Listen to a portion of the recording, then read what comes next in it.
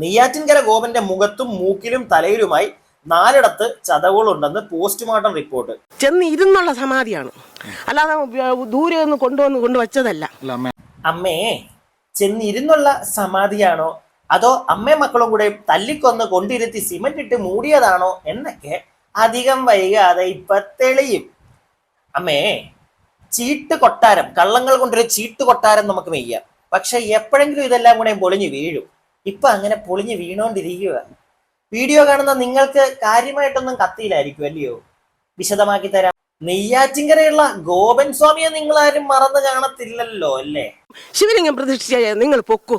ആ ശിവനാണ് ഇപ്പം കൂടിയിരിക്കുന്നത്, മനസ്സിലായോ? ശിവനെ പൊക്കൂ എങ്കിൽ ഞാൻ സമ്മതിക്കാം. ഈ സൂര്യനെ പിടിക്കൂ എങ്കിൽ ഞാൻ സമ്മതിക്കാം. സൂര്യനെ പിടിക്കുവെന്നാ?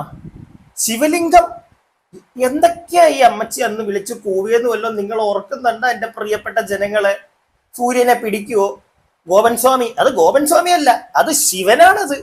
ഈ കണക്കിനുള്ള കാര്യങ്ങളൊക്കെയാണ് ഈ പാവപ്പെട്ട പ്രിയ അമ്മച്ചി, അമ്മ, മാതാവ് അന്ന് പറഞ്ഞു വെച്ചിരുന്നത്. കോമഡി എന്നൊക്കെ പറഞ്ഞു കഴിഞ്ഞാൽ കൊച്ചു പിള്ളേർ വരെ ഈ അമ്മച്ചിയെ ട്രോളി വീഡിയോ ഒക്കെ ഇട്ടത് നിങ്ങൾ കണ്ടിട്ടുണ്ടായിരിക്കും. അതൊക്കെ പോട്ടെ, ഞാൻ അതിലേക്കൊന്നും വരുന്നില്ല. നേരെ മറിച്ച് വേറൊരു കാര്യം, വളരെ പ്രധാനപ്പെട്ട ഒരു കാര്യം ഈ ഗോപൻ സ്വാമിയുടെ മരണവുമായി ബന്ധപ്പെട്ട് എല്ലാവരും ഒന്ന് അറിയിക്കണമെന്ന് തോന്നി. സംഗതി വേറൊന്നുമല്ല, ഗോപൻ സ്വാമിയുടെ പോസ്റ്റ്മോർട്ടം റിപ്പോർട്ട് ഇപ്പൊ പുറത്തു വന്നിട്ടുണ്ട്. അന്ന് ഒരു ആദ്യഘട്ട പോസ്റ്റ്മോർട്ടം റിപ്പോർട്ട് വന്നിട്ടുണ്ടായിരുന്നു. ആ സമയത്ത് അദ്ദേഹത്തിന്റെ തലയിൽ എവിടേക്കോ ചെറിയ കരിനീലിച്ച പാടുകളും പരിപാടിയൊക്കെ ഉണ്ടെന്നൊക്കെ പറഞ്ഞു. പിന്നെ അത് കൂടുതലായിട്ടുള്ള ഒരു പോസ്റ്റ്മോർട്ടം റിപ്പോർട്ടൊക്കെ ഇപ്പം 2ാം ഘട്ട റിപ്പോർട്ടൊക്കെ വന്നതിന് ശേഷം മാത്രമേ അതിനെപ്പറ്റി ഡീറ്റെയിൽ ആയിട്ട് സംസാരിക്കാൻ പറ്റൂ എന്ന് അന്നേ പറഞ്ഞു വെച്ചിട്ടുണ്ടായിരുന്നു. ഇപ്പോ കറക്റ്റ് ആയിട്ടുള്ള പ്രോപ്പർ ആയിട്ടുള്ള പോസ്റ്റ്മോർട്ടം റിപ്പോർട്ട് വന്നു. ഈ റിപ്പോർട്ട് സത്യം പറഞ്ഞു കഴിഞ്ഞാൽ ഒന്ന് നോക്കിക്കഴിഞ്ഞാൽ ഈ അമ്മച്ചിയും മക്കളും പെടും. മനസ്സിലായില്ലേ? കാരണം ഞാൻ ഈ വാർത്തയൊന്ന് വായിക്കാം, എന്നിട്ട് ബാക്കി കാരണങ്ങൾ അങ്ങോട്ട് പറയാം. ഇന്ന് രാവിലെ മനോരമ ഓൺലൈൻ അവരുടെ വെബ്സൈറ്റിൽ വന്ന കുറച്ച് റൈറ്റിംഗ്സ് ആണ് ഈ ഒരു നമ്മുടെ ഗോപൻ സ്വാമിയുടെ മരണത്തിന്റെ പോസ്റ്റ്മോർട്ടം റിപ്പോർട്ട് വന്നതുമായി ബന്ധപ്പെട്ട്. അപ്പോ സമാധി വിവാദം, നെയ്യാറ്റിൻകര ഗോപന്റെ മുഖത്തും മൂക്കിലും തലയിലും ചതവ്, പോസ്റ്റ്മോർട്ടം റിപ്പോർട്ട്. അദ്ദേഹത്തിന്റെ തലയിൽ എന്തൊക്കെയോ ഈ കരിനീലിച്ച പാടുകൾ ഉണ്ടെന്ന് പറഞ്ഞിട്ടുണ്ടായിരുന്നു. പക്ഷെ മൂക്കിലും തലയിലും ഒക്കെ എങ്ങനെ വന്നേ ഈ ഒരു പാടുകളും ചതവുകളും ഒക്കെ? മക്കള് രണ്ടും പേടും കേട്ടാ. നെയ്യാറ്റിൻകര ഗോപന്റെ മുഖത്തും മൂക്കിലും തലയിലുമായി 4 ചതവുകളുണ്ടെന്ന് പോസ്റ്റ്മോർട്ടം റിപ്പോർട്ട്. ലിവർ സിറോസിസും വൃക്കകളിൽ സിസ്റ്റുമടക്കം ഒട്ടേറെ അസുഖങ്ങൾ ഉണ്ടായിരുന്നുവെന്നും റിപ്പോർട്ട് വ്യക്തമാക്കുന്നു. ഹൃദയധമനികളിൽ 75% ബ്ലോക്ക് ഉണ്ട്. ശരീരത്തിലെ ചതവുകൾ മരണകാരണമായിട്ടില്ലെന്നാണ് റിപ്പോർട്ട് വ്യക്തമാക്കുന്നത്. രാസപരിശോധന ഫലം വന്നാൽ മാത്രമേ കൃത്യമായ മരണകാരണം സ്ഥിരീകരിക്കാനാവുകയുള്ളെന്നും വിദഗ്ധർ പറയുന്നു. ഓക്കെ, പുള്ളിയുടെ മരണകാരണം ചിലപ്പോൾ ഈ ഒരു ചതവും മുറിവും ഒന്നും ആയിരിക്കത്തില്ല. പക്ഷെ ഈ ചതവും മുറിവും ഒക്കെ എങ്ങനെ അദ്ദേഹത്തിന്റെ ദേഹത്ത് വന്നു?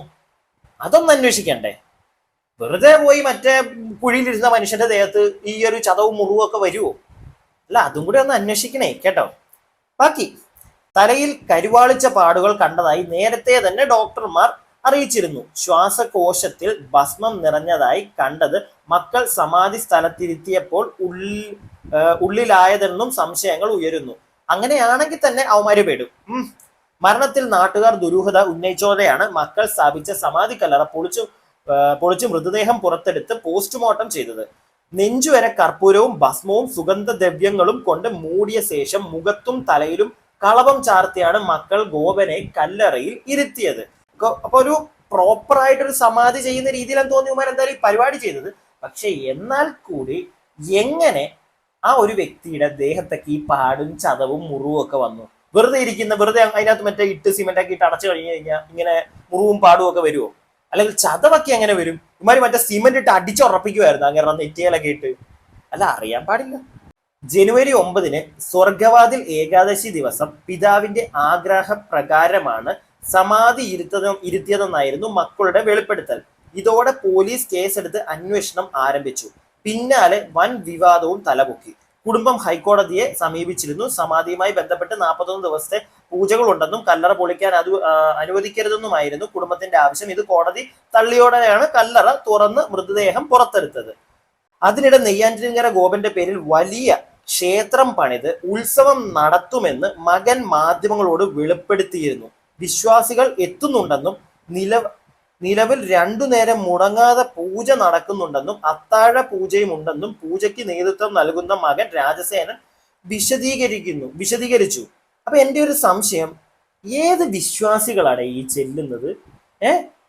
അവിടെ ചെല്ലുന്ന വിശ്വാസികൾ എന്ന് പറഞ്ഞു കഴിഞ്ഞാൽ സത്യം പറഞ്ഞാൽ ദൈവത്തെ വിശ്വാസം ഇല്ലാത്തവരായിരിക്കും എന്ന് ഞാൻ പറയുള്ളൂ.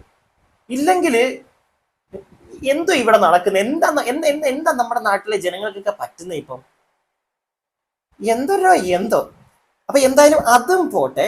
അപ്പം പുള്ളിയുടെ പോസ്റ്റ്മോർട്ടത്തിൽ വന്ന കാര്യങ്ങൾ കണ്ടല്ലോ, ചതവും മുറിവും ഒക്കെ ഉണ്ട് ആ മനുഷ്യന്റെ മൂക്കിനും മുഖത്തും ഒക്കെ. അതെന്താണെന്ന് പോലീസുകാരൊന്ന് അന്വേഷിക്കുക, എങ്ങനെ ആ പാടൊക്കെ വന്നെന്നുള്ളത്. ഓക്കെ, അത് പോട്ടെ. ഇനി അടുത്ത കാര്യം, അത് ഇവിടുത്തെ പോലീസുകാർ അന്വേഷിക്കേണ്ടത്. ഇനിയിപ്പം വേറൊരു കേസ് എനിക്ക് പറയാനുള്ളത്, ഇതിനകത്ത് ഈ ഉത്സവം നടത്തുമെന്നൊക്കെ ഈ മോൻ പറഞ്ഞതായിട്ട് ഇങ്ങനെ എഴുതി വെച്ചിട്ടുണ്ട്, അല്ലെങ്കിൽ അന്ന് പറഞ്ഞിട്ടുണ്ടായിരുന്നു ഈ മോൻ. പക്ഷേ ഈ അമ്മ, ഈ ഗോപൻ സ്വാമിയുടെ അമ്മ പറയുന്നത് ഈ ഉത്സവമൊക്കെ നടത്തണമെങ്കിൽ കുറച്ച് കാശാവത്തില്ലടേ, വെറുതെ ഇത് എവിടുന്ന എന്ത് കണ്ടിട്ടാ നീ പറയുന്നതൊക്കെ? അത്രയ്ക്കും പൈസക്കാരാണോ നിങ്ങൾ? അത്രയ്ക്ക് പൈസക്കാരാണ് നിങ്ങളെങ്കിൽ നിങ്ങളുടെ അമ്മ എന്താ ഇങ്ങനെയൊക്കെ പറയുന്ന മോനെ ചേട്ടാ? ഈ പിന്തുണയായിട്ട് വന്ന ഈ സംഘടനകളൊന്നും നമുക്ക് അങ്ങനെ തരൂലെന്നല്ല, അവർ കുറെ പൈസയൊക്കെ ചെലവാക്കി ഈ സമാധി വീടൊക്കെ കെട്ടിയെങ്കിലും മറ്റൊരാൾ തരൂന്ന് കാത്തിരുന്ന തന്നിട്ടില്ല തന്നെന്ന് പറയാൻ പറ്റും. നമ്മള് വാഗ്ദാനൊന്നും പറഞ്ഞല്ലല്ലോ അവര് നിക്കണേ. അവരും മനുഷ്യനല്ലേ, അവർക്കും ചെലവും കാര്യങ്ങളൊക്കെ ഉണ്ടല്ലോ. ഇന്നാര് തരട്ട് ഭഗവാൻ തരുമെന്നുള്ള ഒരു ഉറപ്പാണ് നമ്മള്. ഇപ്പൊ 2 പശുവിനെ കൊടുത്തു, ഒന്ന് കൊടുത്തു, ഇനി ഒരു പശു കൂടെ ഉണ്ട്, അതും കറക്കണതാണ്. അപ്പൊ ഈ ആദ്യത്തെ പശുവിനെ വിറ്റതിന്റെ പൈസ മുഴുവൻ ഈ ശിവലിംഗം വാങ്ങാനായിട്ട് മൈലാടിയിൽ കൊടുത്തു. എല്ലാം കൊടുത്തില്ല, ഇനി ഇത്ര പോലും പൈസ ഉണ്ട്. അത് ഇനി ഇടയ്ക്കുള്ള ചെലവുകൾ. പിന്നെ കമുവൊക്കെ മുറിക്കുമ്പോഴും ഞങ്ങൾ വാദ്യനുണ്ട് കമു മുറിക്കാനും. പിന്നെ നാളെ ജോലിക്ക് മേശരി വരുമ്പം മേശരി കൊടുക്കാനും അതിലുള്ള പൈസ ഇരിക്കുന്നു.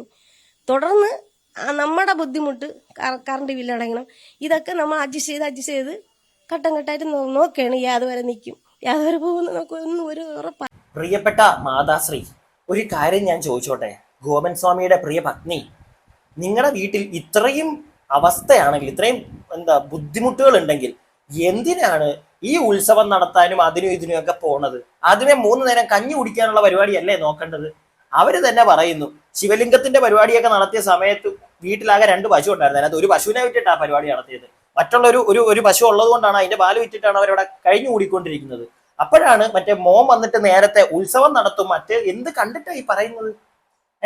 ജനങ്ങള് കൊണ്ട് ഇട്ട് തരുമെന്ന് വിചാരിച്ചിട്ടോ? അല്ല, അതിനു വേണ്ടിയിട്ടുള്ള കളിയാണോ ഈ കളിച്ചത് മൊത്തം? അറിയാൻ പാടില്ല. അത് പോലീസുകാർ തെളിയിക്കട്ടെ.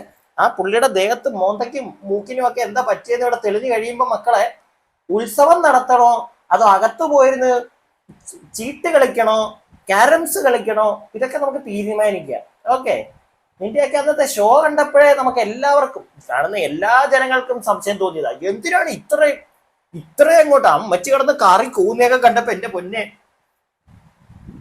പോട്ടെ, എല്ലാം പോട്ടെ, പിടുത്തം വീഴും, അധികം വൈകാതെ പിടുത്തം വീഴും. അമ്മച്ചി ചിലപ്പോ രക്ഷപ്പെടും, 2 മക്കളും ഒന്ന് കേട്ടാ മതി, അമ്മച്ചി ചിലപ്പോ രക്ഷപ്പെടും. നിങ്ങൾ രണ്ടും, അല്ലെങ്കിൽ മൂത്ത മോൻ, മറ്റേ പൂജ ചെയ്യുന്ന മോൻ മിക്കവാറും പെടും. കാരണം കൊണ്ടിരുത്തി, ഓക്കെ, സമാധിക്ക് ആ മനുഷ്യനെ പുള്ളി അല്ലെങ്കിൽ തന്നെ അവിടെ പോരുന്ന സമാധിയായി. എങ്ങനെയാണ് അയാളുടെ ദേഹത്തൊക്കെ ഈ പാടും, മുറിവില്ല പാടും, അത് ചതഞ്ഞ പാടൊക്കെ, അതൊക്കെ എങ്ങനെ വന്ന്? അതും കൂടെ മക്കളൊന്ന് പറയണം കേട്ടോ, ഇല്ലെങ്കിൽ പോലീസുകാർ വന്ന് ചോദിക്കും. അപ്പൊ അതൊന്ന് വിശദീകരിച്ചാൽ മതി എന്താണെങ്കിലും. അപ്പൊ ഇത് നിങ്ങളെയൊക്കെ ഒന്ന് അറിയിക്കണമെന്ന് വിചാരിച്ചു. നിങ്ങൾക്കെല്ലാം അറിയാമായിരിക്കുമല്ലോ അല്ലേ ഗോപൻ സ്വാമി വിഷയം? മക്കള് 2 പേരും, അതൊന്നും പറയേണ്ട കാര്യമില്ല. അതാ ഞാൻ പിന്നെ തുടക്കത്തിലൊന്നും പറയാഞ്ഞത്. 2 മക്കള് മറ്റേ കല്ലിട്ട് മറ്റേ സിമെന്റ് ഇട്ടങ്ങ് മൂടി, എന്നിട്ട് അത്രേ ഉള്ളൂ. പുള്ളി അവിടെ പോയി തന്നെ ഇരുന്ന് സമാധി ആയതാണ്, പുള്ളി മറ്റേ ഈ സീനിലങ്ങ് ഇരുന്ന് പോയതാണെന്നൊക്കെയാ പറയുന്നത്. പക്ഷെ കണ്ടറിയാം, പോസ്റ്റ്മോർട്ടം റിപ്പോർട്ട് വന്നപ്പോ ഇങ്ങനെയൊക്കെയാ. ദൈവത്തിനറിയാം. ദൈവമേ, കേരളത്തിൽ ഇനി സമാധികളൊന്നും ഉണ്ടാവല്ലേ. ഇനി ഏതെങ്കിലും ആർക്കെങ്കിലും സമാധി ഇരിക്കണമെന്നൊക്കെ ഉണ്ടെങ്കിൽ നേരത്തെ ഒരു നമ്മുടെ ഒരു ഡോക്ടറിനെയൊക്കെ വിളിച്ച്, ഡോക്ടറെ ഞാൻ സമാധി ഇരിക്കാൻ പോവുക, ഒന്നെല്ലാം ടെസ്റ്റ് ചെയ്തേക്കണേ എന്നൊക്കെ പറഞ്ഞിട്ട് പോയി സമാധി ഇരിക്കും. ഇല്ലാതെ ഇങ്ങനത്തെ ഓരോ പരിപാടികൾ കാണിക്കരുത്. ഇങ്ങനത്തെ ഓരോ മക്കളുണ്ടെങ്കിൽ ഇങ്ങനത്തെ വിവരക്കേടുകൾക്ക് കൂട്ട് നിൽക്കുക. വിവരക്കേട് പുള്ളി ചെയ്ത വിവരക്കേടാന്ന് ഞാൻ പറയുന്നില്ല, പക്ഷെ ഈ മക്കൾ ചെയ്ത വിവരക്കേടുണ്ടല്ലോ, അതായത് അതാ വ്യക്തിക്കായി സമാധി ഇരുന്ന ഗോപൻ സ്വാമിക്ക് അറിയത്തില്ല, പോട്ടെ, ഏജ്ഡ് ആയിട്ടുള്ളൊരു മനുഷ്യനാ. മക്കൾക്ക് ഇത്തിരി വിവരമൊക്കെ വേണ്ടേടേ. ഇതൊക്കെ നിങ്ങളെ ഒന്ന് അറിയിക്കണമെന്ന് തോന്നി, എൻ്റെ ഒരു അഭിപ്രായം പറയണമെന്ന് തോന്നി, അത്രേ ഉള്ളൂ. അപ്പോ എങ്ങും പോകരുത്. Stay tuned and stay weird.